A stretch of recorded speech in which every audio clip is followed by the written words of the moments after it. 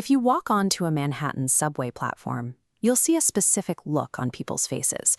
It's a highly focused, slightly aggressive stare.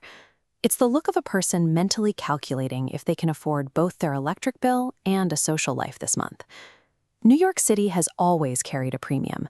It has always been an incredibly expensive place to exist. Look at the data leading right up to the 2020 crash. In 2019, the median price for a one-bedroom apartment in Manhattan hovered around $3,000 a month. But at that price point, the economic math still functioned. A professional could find work, sign a lease, budget for groceries, go out on weekends, and pay down student loans. After 2020, that delicate balance shifted. For a growing number of residents, the manageable struggle of the previous decade began to look more like a structural impossibility. Every major housing market in the United States dealt with inflation during the pandemic. But New York's numbers broke away from the national trend with a speed and scale that isolated it from its peers. This data from the Bureau of Labor Statistics tracks average housing expenditures by metropolitan area.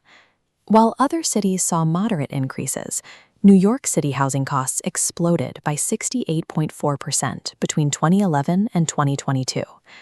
That specific spike means residents in the New York metro area now forfeit roughly 40% of their total household expenditures just to keep a roof over their heads. The national average sits comfortably below 34%. If the entire country faced the exact same macroeconomic pressures, like supply chain shocks, inflation, and fluctuating interest rates, why did New York City spiral so disproportionately out of control? We can track the immediate trigger to the initial months of the pandemic. This chart maps the observed market rate rent for multifamily residences across major U.S. cities. Look at the light blue line representing New York. As renters fled the city in 2020, prices took a severe, localized plunge into the negative. But as offices reopened and COVID cases declined, those renters flooded back. Follow that same light blue line into late 2021 and 2022. It shoots upward, crossing well above the dashed line representing the United States average. High baselines make this whiplash effect punishing. A 25% rent increase in a city like Atlanta might push a $1,500 apartment to $1,800.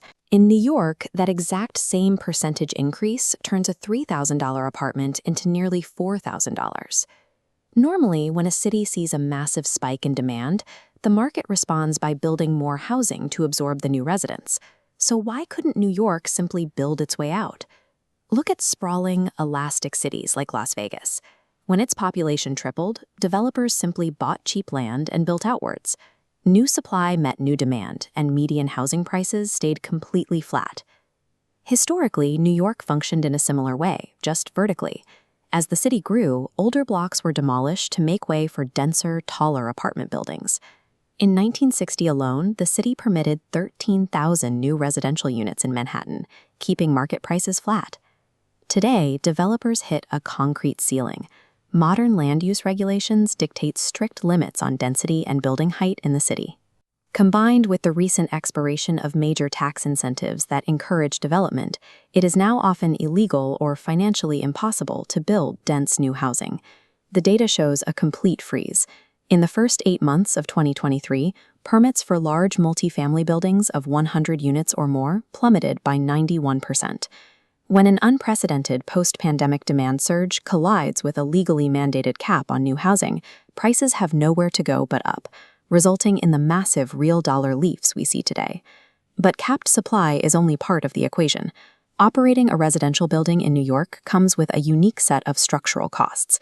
Property taxes act as a massive, invisible weight on the market.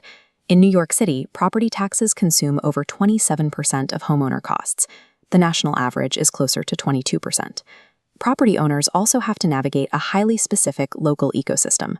They face guaranteed high wages for unionized trades, heavy maintenance requirements, and market inefficiencies created by older rent control systems that lock up existing supply.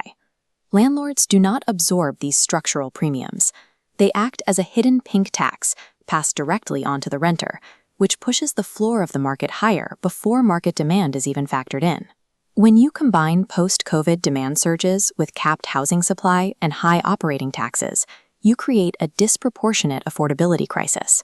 This chart breaks down the severity of the rent burden by borough. The massive blue blocks represent severely and moderately burdened households. The numbers are growing fastest among low and moderate income households, particularly in Brooklyn and Queens. The middle class is actively being erased from the map. The pressure is also breaking local safety nets. The New York City Housing Authority, which manages the city's public housing, is currently struggling with only a 61% rent collection rate as tenants fall further behind. The current cost of living reflects the direct consequences of local housing policy, rather than an inescapable law of nature. As long as regulations prevent the city from building enough housing to meet human demand, New York City will continue its transition into a gated community, accessible only to the ultra-wealthy who can afford the premium of entry.